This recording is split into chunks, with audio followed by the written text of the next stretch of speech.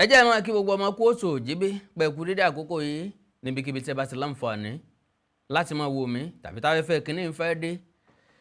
ẹ yá mi létí inú yín fún àkókò péréte pápápá ni mo fẹ́ ṣe é.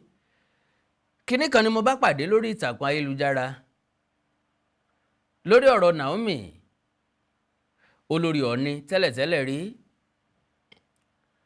nípa nǹkan tí wọ́n ló fi ìta. Àpilẹ̀kọ ọ̀hún rèé látọwọ́ Naomi àtàwọn agúnlẹ́jìká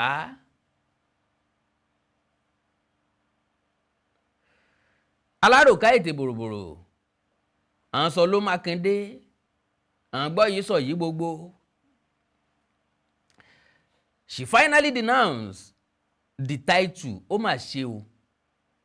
Your mama mislead you from the beginning because of money and fame.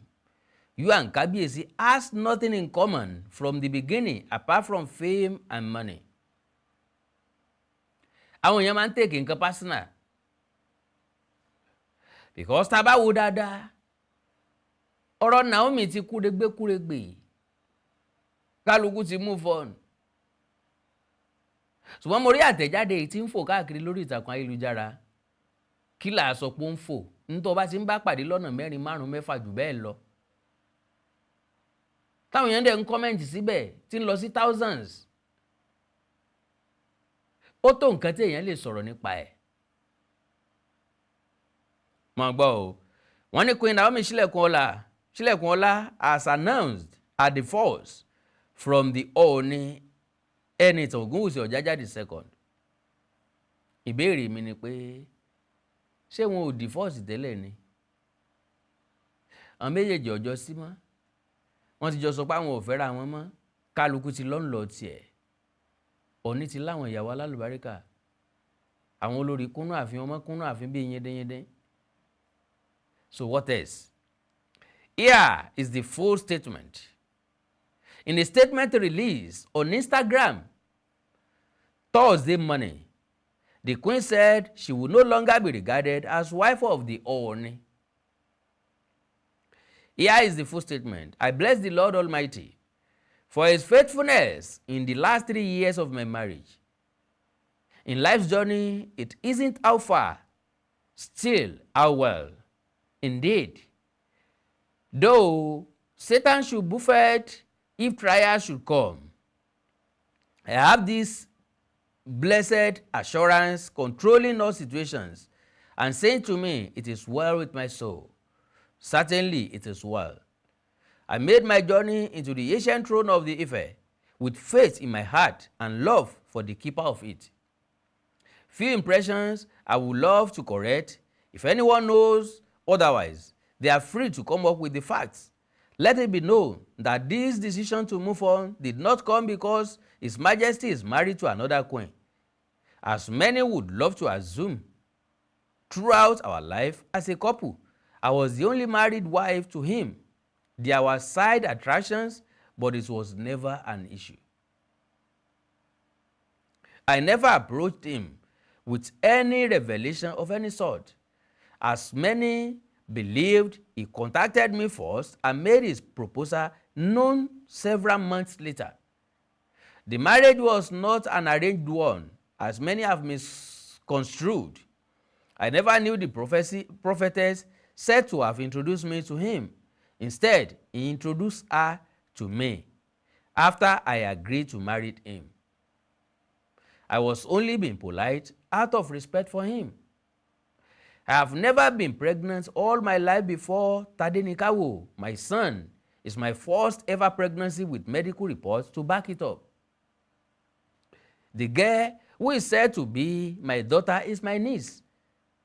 I did my best to endure and make it work. Many times I smiled through the struggle, but I have finally realized I have just one assignment, my son.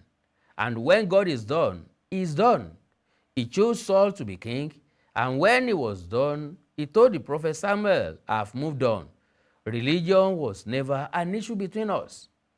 please refer to my interview on News Central TV. Instead, His Majesty has a picture he would love the world to see and perceived him as, and another one which is his true self. Today, I announce the beginning of a new dawn and the close of a chapter. Today, I am a mother to God's unique gift. I am no longer a slave to my thoughts of perfection. I, at this moment, announce that I shall no longer be referred to as wife to the Ooni of Ife or as Queen of Ile-Ife, but as the Queen of the people and mother of my adorable prince. Lo and behold, in táwọn èèyàn ẹ̀sẹ̀ ń gbé káàkiri ti jáde látọdún 2021.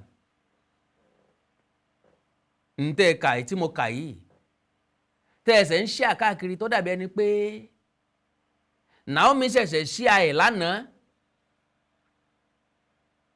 tàbí ẹni pé ẹ̀sẹ̀ sẹ́ndì ẹ̀ sí Instagram níjẹta. Ó ti wà lórí ìtàkùn ayélujára láti 2021. Nǹkan tí mo understand nípa social media ò ní wípé people just want to trend meaninglessly, fruitlessly, without any important reason. Because tí ó bá rí bẹ́ẹ̀, báwo lèèyàn kan ṣe ṣẹ̀dé tí dédé máa gbé kinní ìjáde gẹ́gẹ́ bí n tó tuntun? Bí èèyàn bá fẹ́ gbérò ẹ̀ jáde, ó lè jẹ́gbà tí Naomi bá sọ̀rọ̀ kan kéèyàn wá sọ pé ṣe bí wọ́n lọ sọ báyìí njó ní.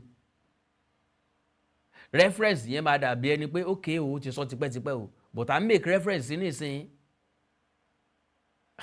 Ọlọ́run gbà wá lọ́rọ̀ social media o. Ọ̀rọ̀ social media ti légbà kan jọ̀rin lọ. Ẹ jẹ́ n tọrọ ìṣẹ́jú méjì tí n bá padà dé máa tẹ̀síwájú. God bless you.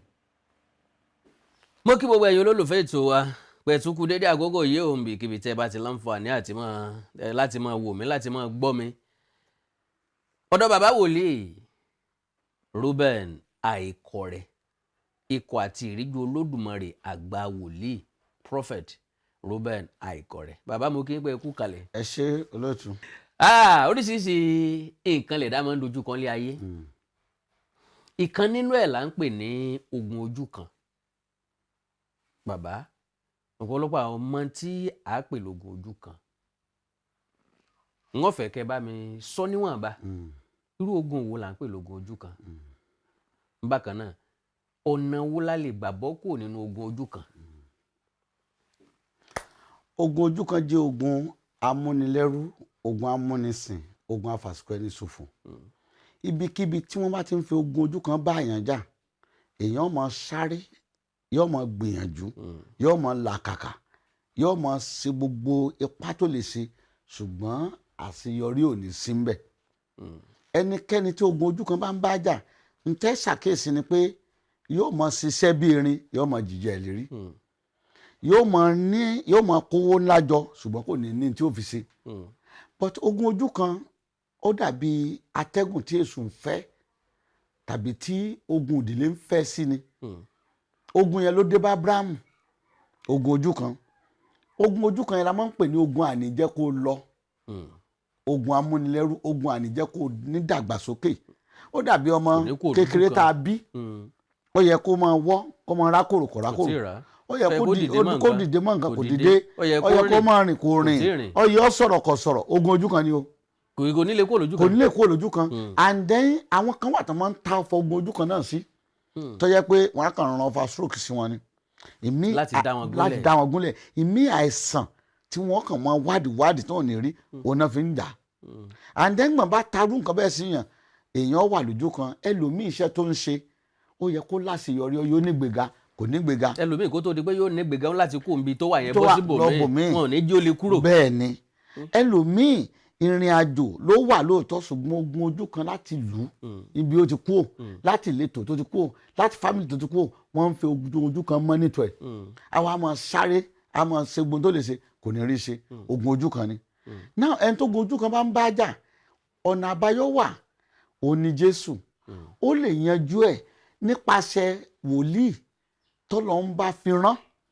torí wòlíì ti pọ̀ nú ayé bẹ́ẹ̀ni gbogbo ara ti bá wòlíì mi pàdé bẹ́ẹ̀ni àwọn kan ní àwọn ti bá àwọn tí pàdé bíbélì sọ̀rọ̀ wọn ń bẹ nínú ayé bẹ́ẹ̀ ni and then n tó wà ń bẹ̀ ni pé èrí tá a bá ti ní yóò jẹ́ àmọ́ bá a ṣe wà bá a ṣe dí pẹ̀lú ẹni tó nírú èrè tá a ní ìgbà míì wà tó yẹ pé ẹni tí ò lè rí tá a ní wòlíì tí ò lè rí tó dẹ̀ sọ̀rọ̀ ẹ fún kò fìgbà kan lè rí yẹn rí yóò kàn máa wò ni ṣùgbọ́n Jésù ó ti fi rán àwọn kan nínú àwọn tó fi rán ni mo wà a pọ̀ bẹ́ẹ̀ o kì í ṣèmi nìkan o ṣùgbọ́n n ta béèrè rí kí ni wọ́n béèrè pé kí lọ́nà àbáyọ àwọn èèyàn tá à ń gbọ́rọ̀ yìí tá a wà lógo ojú kan ṣáàṣì tán fọ́nà àbáyọ ṣé à ń wá ojútùú sọ́nà àbáyọ tá a bá ń wá ọ̀nà àbáyọ rèé ẹja wojú Ọlọ́run lórí ti ń ṣe wá kí ló ń ṣe wá ẹja wojú Ọlọ́run ìgbọ̀n bí kan tó bí Jésù láti sọ pé Jésù ni ó máa jẹ́ àsọtẹ́lẹ̀ wá látọ̀run pé Jésù ni ó máa jẹ́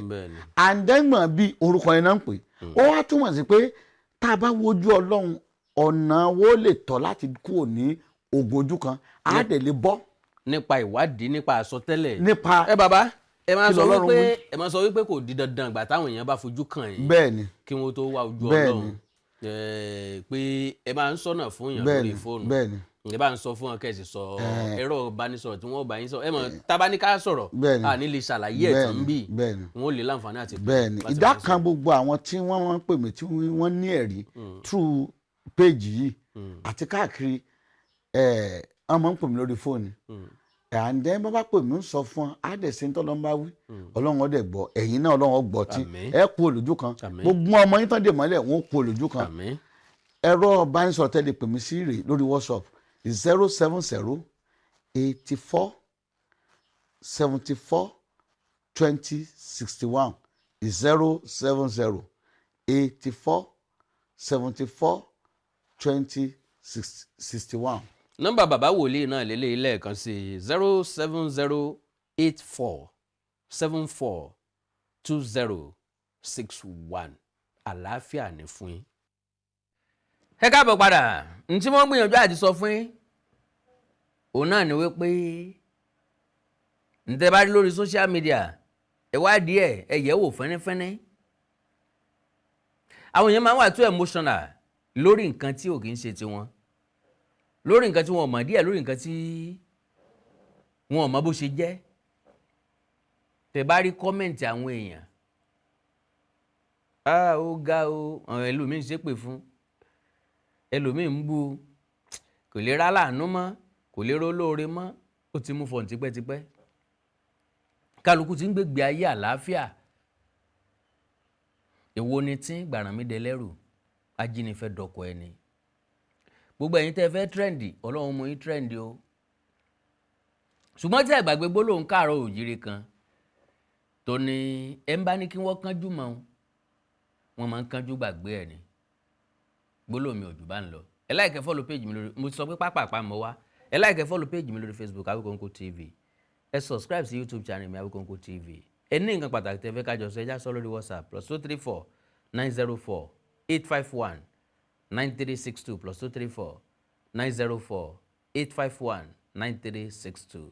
èdè àti àṣàlẹ̀ káàró òjìrò ní wọ́mi o orílẹ̀-èdè ilẹ̀ káàró òjìrò ní dàrú ìlú ẹnìkọ̀ọ̀kan wa yóò tòrò mẹ́nẹ́mẹ́nẹ́ ajú àṣẹ o.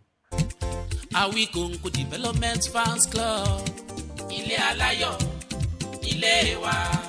Awikonko Development Fans Club ilé aláyọ̀ ilé wa. Ẹgbẹ́ tó dúró fún ìdàgbàsókè àti tẹ̀síwájú èdè àṣà àtún àjogúnbá ilẹ̀ Yorùbá. Ẹgbẹ́ tó fẹ́ ìrẹ́pọ̀ gbogbo ọmọ Yorùbá tó tún gbé àṣà àti ṣe Yorùbá lárugẹ.